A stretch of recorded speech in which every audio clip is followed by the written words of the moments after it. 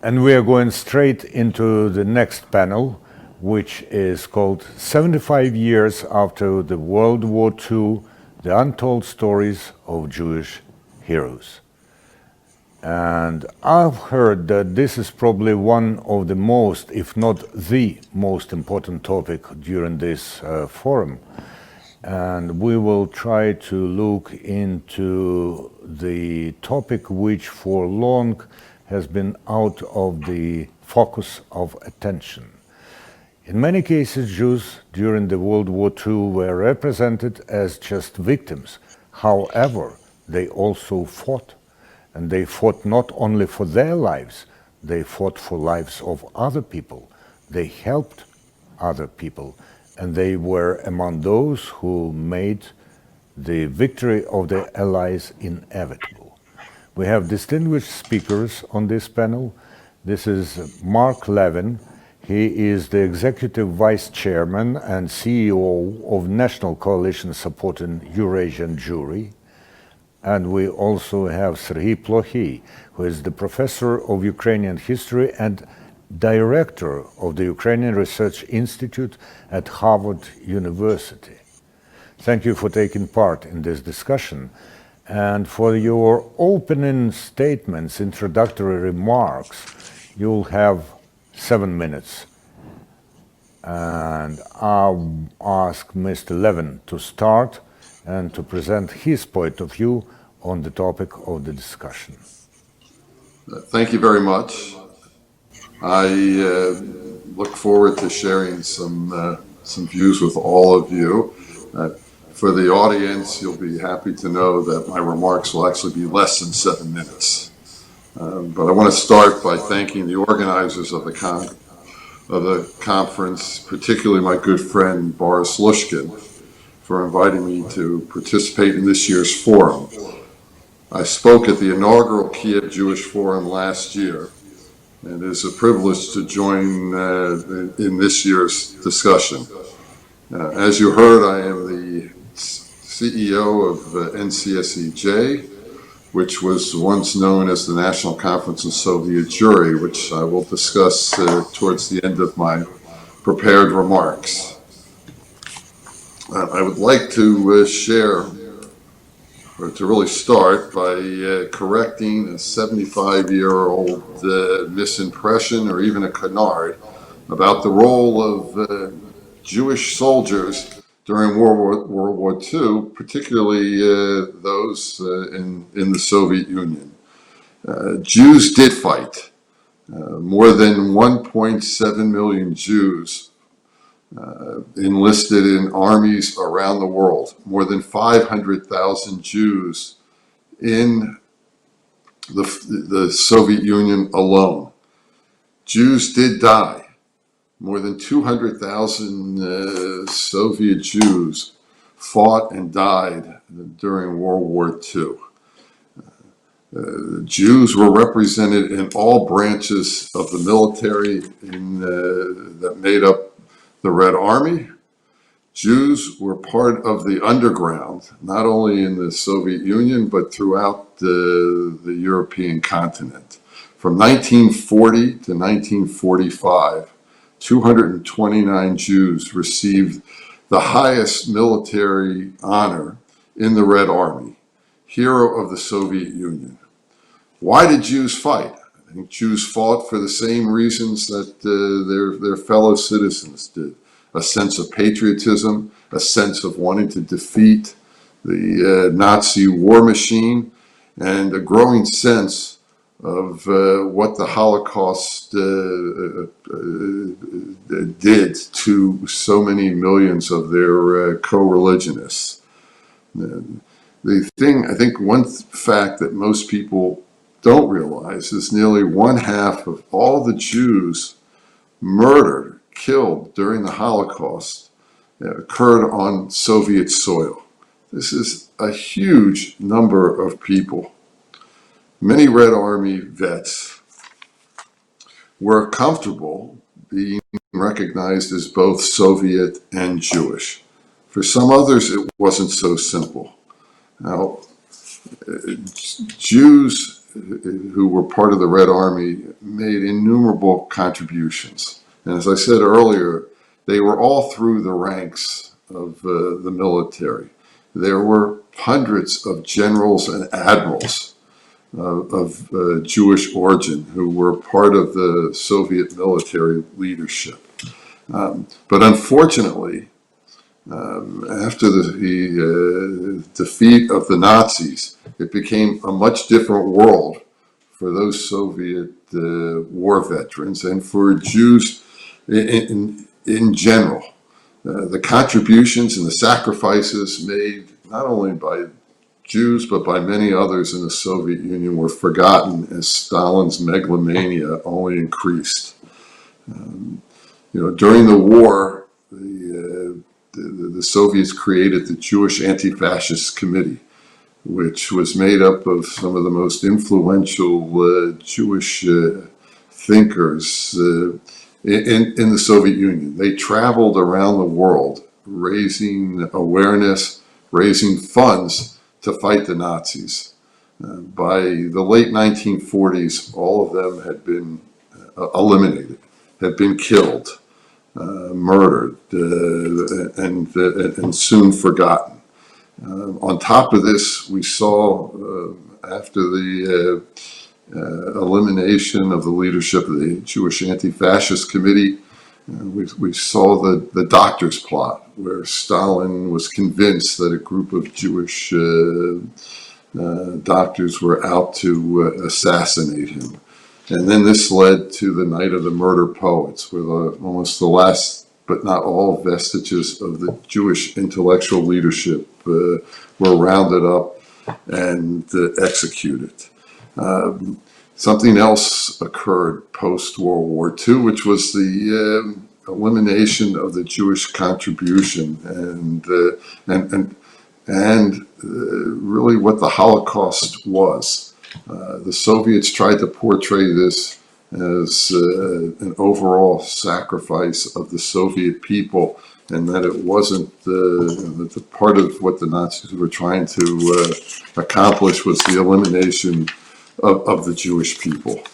Now, as I said a few minutes ago, my organization is an advocacy group. We were created to help get Jews out of the Soviet Union, and we succeeded in that greatly. Today, we work with Jewish communities in the former Soviet and Eastern Europe to fight anti-Semitism, to deal with issues of restitution, and as importantly, to remind people of an accurate historical narrative of what took place during World War II, and that includes the contributions made by the hundreds of thousands of Jews who served in the Red Army. Unfortunately, today we're seeing in some of the successor states and certain countries in Eastern Europe an attempt to rewrite the history of World War II, to create a moral equivalency between the Holocaust and the Soviet occupation. And this does not serve anyone well. We see an effort by some governments at trying to rewrite their histories to reflect a sanitized version or view of what happened during World War II. We, in our community and hopefully other Jewish communities around the world, cannot let this happen. And the role of the Red Army vets and their memories will go a long way in countering these efforts. I've had my own personal encounters with many Red Army veterans in Israel, the United States, and parts of Europe, and heard their stories and heard their sacrifices and heard what it meant for them to be able to fight, not just in support of their country, but also to try to save their people. I want to finish up briefly with a story that I think reflects the contributions and probably one of the most significant encounters that I've ever had with members of the Soviet Jewish community. Several years ago, NCSEJ and the local New York Jewish community organized a visit to Washington for over 100 Red Army veterans, elderly men and women, who had never visited our nation's capital. We took them to Capitol Hill. We took them to the White House. We showed them the different monuments around the city. And we ended our visit at the time, the newly unveiled World War II memorial, which actually contained a part that was dedicated to the efforts of the Soviet Red Army and the contributions that they made to end World War II. It was a hot June day, very hot, humid, and most of these men and women were in their 70s and 80s. And when they got off the buses, I thought it was important to try to explain the significance of this memorial. So I found an elevated position and began to give a brief presentation about the memorial, the history, what it contained. And I wasn't paying close attention, but first dozens, and then more and more tourists started surrounding this group of elderly people who were all wearing their medals, as Red Army veterans are wont to do. And they started listening closely to what I was saying. And then when I was aware of what was happening, I tried to integrate the two groups. And at the end of my remarks, an interesting thing happened. A gauntlet formed, and the men and women who came from New York to visit the nation's capital started walking through this gauntlet of tourists who began to applaud and started yelling out their thanks for the contributions made by these brave men and women. It's something I'll never forget. I'm hoping it's something that those who participated in this program would never forget.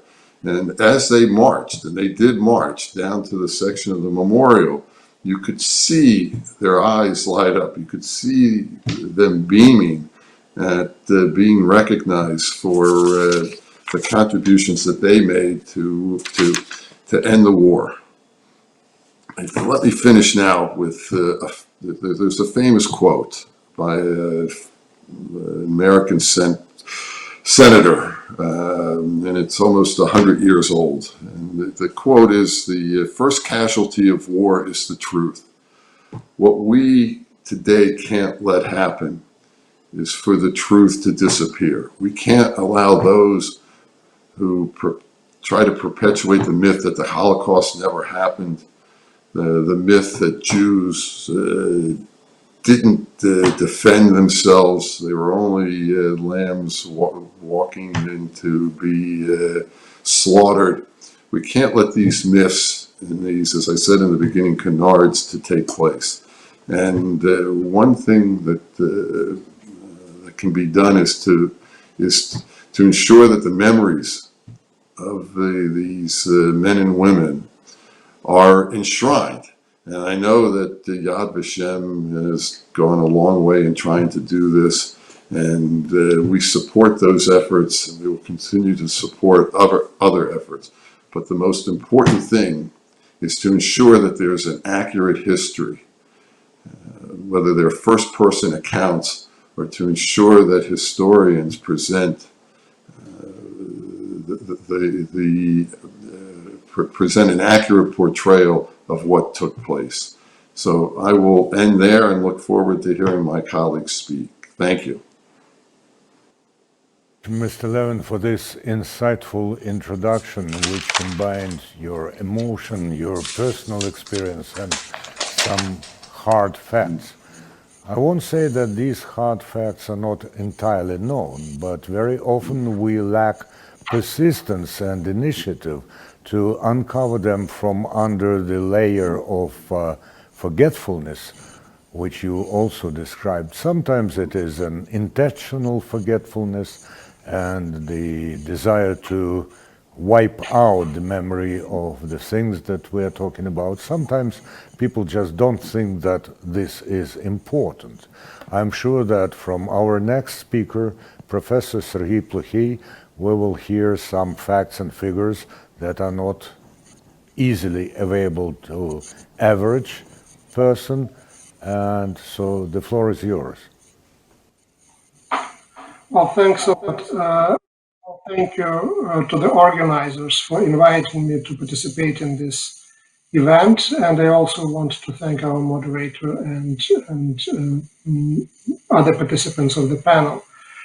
When I first heard the title or the name of the panel that I was invited to, that made me think about my own experiences of hearing about the war and about its heroes. And I grew up in then Soviet Ukraine. And the so-called Great Patriotic War was all around me, at school, at home, on the streets. And of course, heroes were there. But there were no Jewish heroes.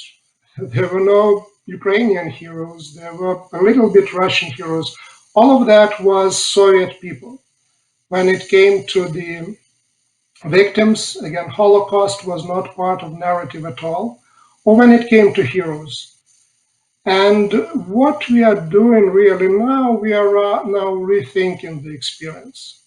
We are rethinking the experience, uncovering the Jewish heroes, the representatives of other nationalities that fought in the war, and trying to put them into the context not of the created Great Patriotic War mythology, but in the context of real lived experience that those people were part of. And those lived part experiences tell us that the Jews in the Red Army, many of them came from Ukraine. One of the biggest battles that were fought during the Second World War were fought in Ukraine, so they died there as well. And this really rethinking and re-understanding the importance of different ethnic groups, national groups, the smaller homelands in the war is a very important stage at which we are right now.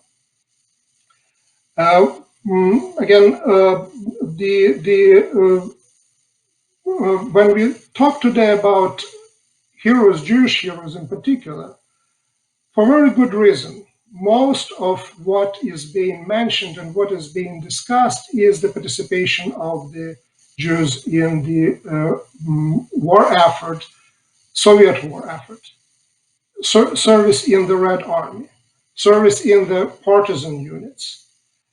But there is, again, as was already mentioned, there are some less known parts of this not less heroic experience. And parts that are important for us today, given that Jewish community, Ukrainian community is not limited anymore to the particular boundaries of a particular state. It's an international community. And it's very interesting that the Jews already in mid-20th century, during the war, were already part of this anti-Nazi, anti-Hitler war and effort of this coalition, fighting on all sides. Just on the Soviet side, but also fighting on the side of the Allies, in particular in the ranks of the American Army, British Army as well. And recently I came across files and files of extremely interesting documents dealing with the story of the American-Soviet cooperation during the Second World War that took place in Ukraine on the American airfields based in Poltava, Myrhorod, and Pyryatin. Really very little known story, and absolutely unknown as far as I am concerned to people who look into the Jewish history and Jewish experiences. The truth is that many of those Americans who came to Ukraine to help to fight Hitler even before the Second Front was open, they were of Jewish background. many of them, or their families at least, came from the region. They came from Ukraine, they came from Belarus, they came from Western Russia, from Baltic states. And they served as these intermediaries, knowing the languages, knowing the cultures. They served as intermediaries, really making the Grand Alliance work on the ground. And again, the people who, again, I researched, they made it into my book, which is called Forgotten Bastards of the Eastern Front. Quite a few of them were of Jewish descent and Jewish background. Albert Lipovsky, one of them, was one of the architects of this operation, which was called Frantic, that brought American airplanes to Ukraine. George Fisher, extremely interesting figure, was a key officer who left his memoirs about experience. He eventually ended up at Harvard, writing a master's dissertation, then PhD. They were also the first Americans who discovered the Holocaust, or at least discovered that mass annihilation of Jews was happening on the territory occupied by Germany. People like Samuel Chavkin, I'm bringing just one of them, was part of the group that flew from Poltava to Lviv in the fall of 1944, and his reports and reports of his friends were one of the first reports of the Holocaust in Ukraine, in particular in the city of Lviv. And that was before really anyone knew about that in the West.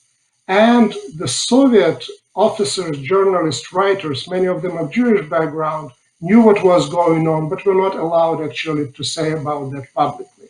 But this Jewish airmen that were on the territory of Ukraine actually were able to do that. And last but not least, they were also among the first ones who actually got rid of the illusions of the Stalinist regime as the regime that was bringing just liberation. So in many ways, the Cold War between the Allies, it started already on this Poltava airfields in 1944, 1945, because the Americans and Jews in particular were actually not prepared to accept the police state control and regime over allies that was introduced by the Soviet authorities back at that time. So this is just one of many unknown episodes of Ukrainian history, of Jewish history, and of Jewish heroes. But it is important today, as we try to break out of the straitjacket of the great patriotic war narrative, and we start to think both about Jews and Ukrainians in a broader international context. And it's a good time to start doing that, continue doing that, given that our communities are international communities. And this conference in particular, this panel, is a best example of this really global importance of the topics that we are discussing today. So thank you very much for your attention. Thank you, Professor. And you have brilliantly put this story into the context of what is happening. Still, I have some questions.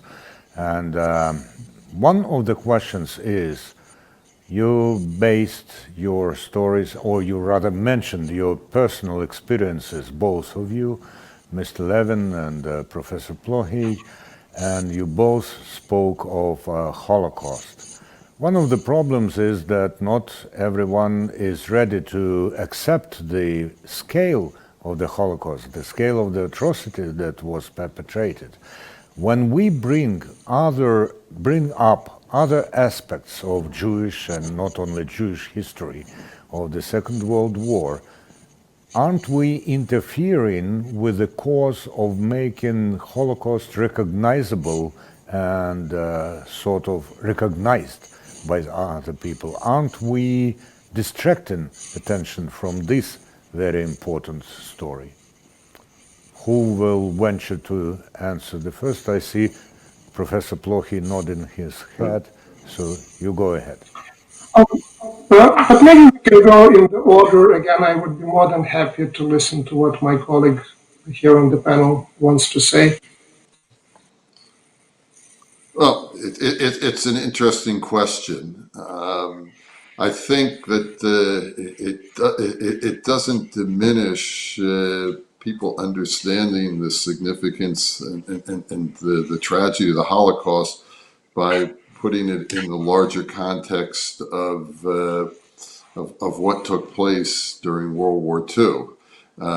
The problem becomes, as the professor described earlier, when when the Soviet Union existed and when other and going to the present, when people try to diminish the significance of the Holocaust, and then that's when it's incumbent upon all of us, particularly with the shrinking numbers of survivors, the shrinking numbers of veterans, both from the former Soviet Union and Europe and the United States, not being able to counter these attempts to either diminish the significance of the Holocaust or to outright state that the Holocaust didn't exist, didn't take place, and that's where responsibility falls on the current generation to ensure that this doesn't take place. I think one good example is what happened after the war, when memorials and monuments were built throughout the Soviet Union. And if you look at the monument, the original monument that was built in Babi Yar, there's no mention of the Holocaust at all. There's no mention of the fact that the overwhelming majority of the victims who were marched into the ravines at Babi Yar were Jews. And this, I'll be polite and say oversight, wasn't corrected until 1991. And if it wasn't for the famous poem that was written by one of the most renowned poets in the Soviet Union, most people never would have understood who was massacred at Babi Yar. But that poem was written in the 60s, and there wasn't a correction made until the Soviet Union imploded in 1991. So we can't allow those who want to whitewash history to be able to control the narrative. Thank you. And Professor? Sure, I'm happy to jump in and share my thoughts on that, and they're very much in line with what was just said. But I'll start with a quote that loves to repeat again and again one of my friends, and maybe you probably know him as well, Johann Petrovsky Stern, who quotes his teacher, Professor Anthony Polonsky, in graduate school. And the graduate school, one of the wisdoms that he brought from the school was that context is everything. Context explains a lot. And what we are trying to do here is actually to provide that context and speak not only about Jews as victims and Jewish suffering, which of course is central, but also about Jews as fighters, as resistance, as heroes. And this context is extremely important. Equally important is the context of suffering of others, because without that, you would also not be able to understand what is about the Holocaust apart from the number of people killed. But that was a specific manifestation of Nazi policies, racist policies, anti-Semitic policies that actually were not applied in that way to other groups. And that is, without context, you can't really understand that. And you can't really pay full tribute both to the victims and to the heroes of the war, whether Jewish or not. Thank you, Professor Plochy. Mr. Levin quoted the famous saying that the first victim of war is the truth. I think that we may also say that the last victim of war is the truth. as you both said that there are continuous, or at least Mark Levin said so, there are attempts to rewrite history even now, 75 years after the World War II. So my question is, where is the most dangerous attempt to rewrite history now in relation to the topic that we are discussing now? Well, I'll jump in. I think it comes from several. It includes several areas. You have these far right extremist groups that spew their messages of hate over social media, and it appears that it's only increasing and growing. These are extremists who want to paint a certain picture that is totally different from what took place. I still remember the images of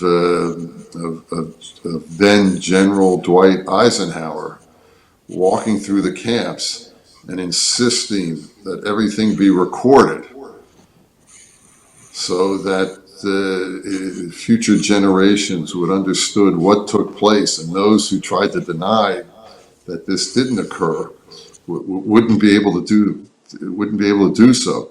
But yet, if we look at what's happening in social media, that's exactly what's taking place. There are also, as I mentioned in my prepared remarks, governments who are trying to sanitize their history and to wipe out any responsibility on the part of their citizens in the Holocaust, and that is unconscionable. It's not only unacceptable; it's unconscionable. And I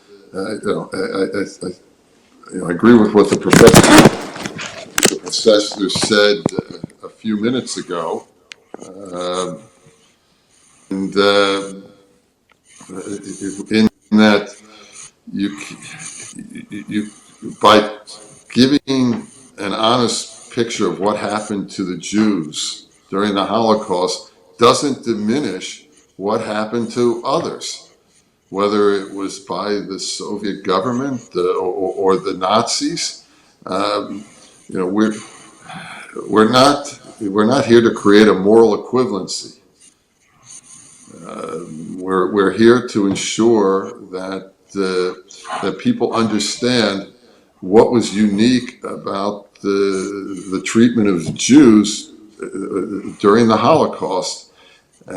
And we can do that without diminishing the losses and sacrifices that other groups may have endured. But what can't be lost is the fact that the Nazis were trying to eliminate, to wipe off of the face of the earth, the Jewish population. Thank you, Mr. Levin. And taking into account what Mark Levin said, an additional dimension to the question addressed to Professor Plochy, it's all very important and persuasive that the academic science does. But as Mr. Levin mentioned, social media, how important it is that you and other serious scholars are represented in social media. What can you do there? Can you sustain your constant presence there? Well, thanks. It's a great question. Well, frankly, each time when there is a talk about rewriting history and how bad it is, I feel myself nervous because that certainly threatens my profession.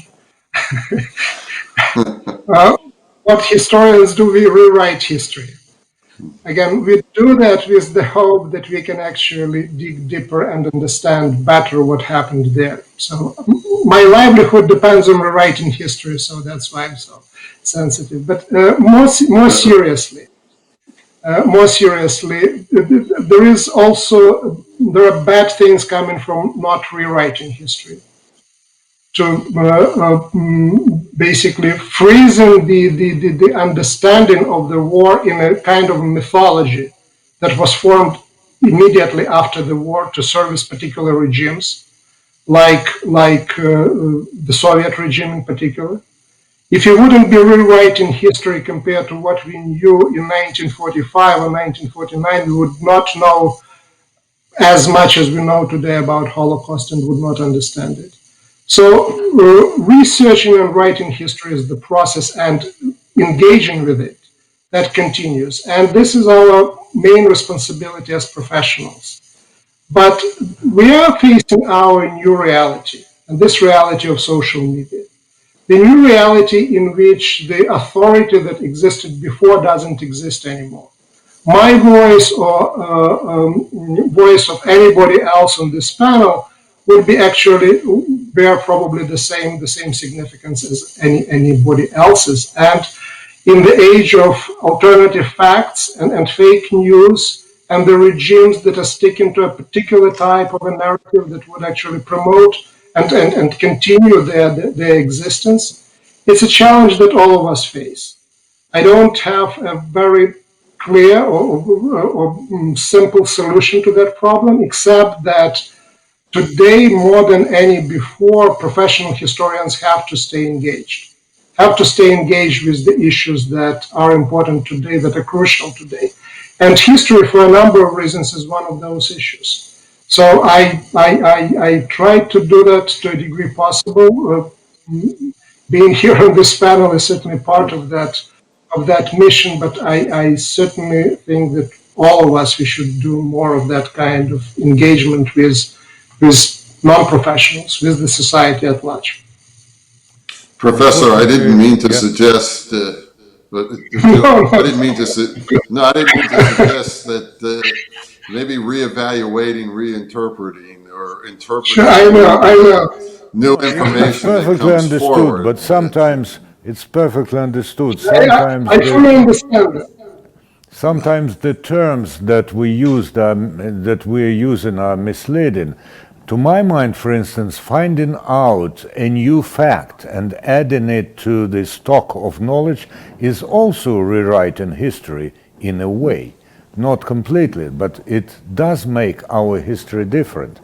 Regrettably, we are nearing the end of our discussion as we are exhausting time. I still have two questions. And one of them, I think, will be preceded by a very personal story.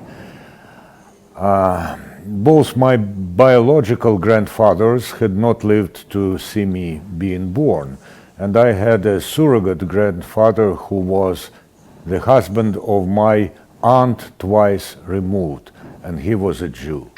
And he was a Jew who fought in the Second World War. And once, when he probably felt that I was grown up enough to tell me some important things, this granddad Yasha told me that, to his mind, he remained alive because he went to fight. Because he was the only person from his huge Jewish family who remained alive after the war. All the relatives were exterminated during the Nazi occupation of Ukraine and Belarus. So here we find a paradox. A person who seemingly goes to the hell of a danger survives, while other people fall victims to the situation that they cannot oppose. Can you name some paradoxes, or at least one paradox, that strikes you as the brightest or the most impressive in this entire story? And this time I do insist that the historian begins. Professor? Well, the story that you told is actually paradoxical, but it's not unique.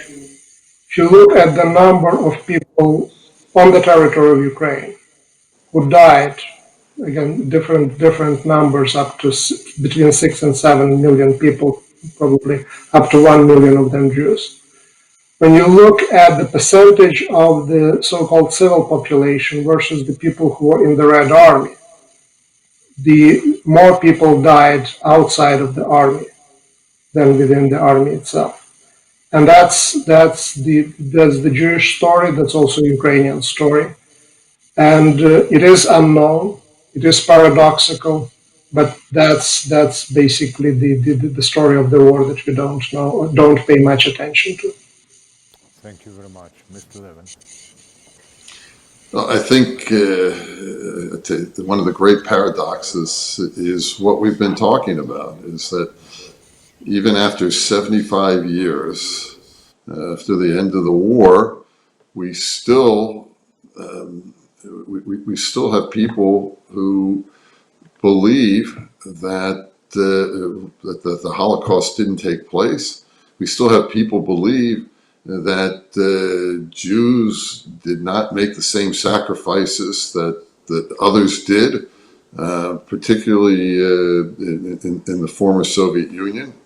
And that's where the historical narrative becomes so important. That we still have to educate people to what really took place. And my last question is stemming right out from what Mr. Levin mentioned and Professor Plochy as well. It's 75 years after the war. And the question is, where are the safeguards and checks and balances for us not to bend history as we want to do, or as we may want to do? I think that some people may say, listen, you were silent about this topic for 75 years, and you are talking about it only now when there is not really an opportunity to examine, to check what you are saying. So where are the guarantees that we do not bend the story? Well, I think the fact that this forum is taking place is one of those guarantees. I think what exists in terms of a global Jewish structure, but and at the top of that is the state of Israel. The fact that there is a Jewish state today that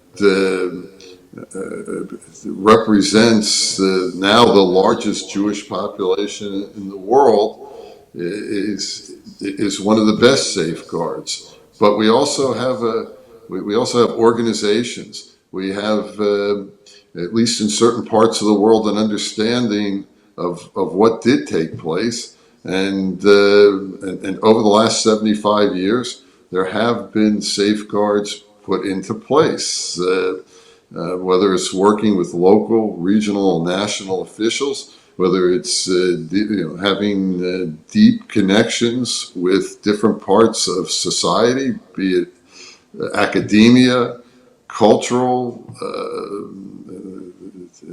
government. We have, I think, in some countries and in some parts of the world, we have learned the lessons of the past. But we can't rest on what we've accomplished, because we've seen what's taking place right now, whether it's in the United States or other countries, where extremist voices are gaining more and more support, whether it's from the left or the right.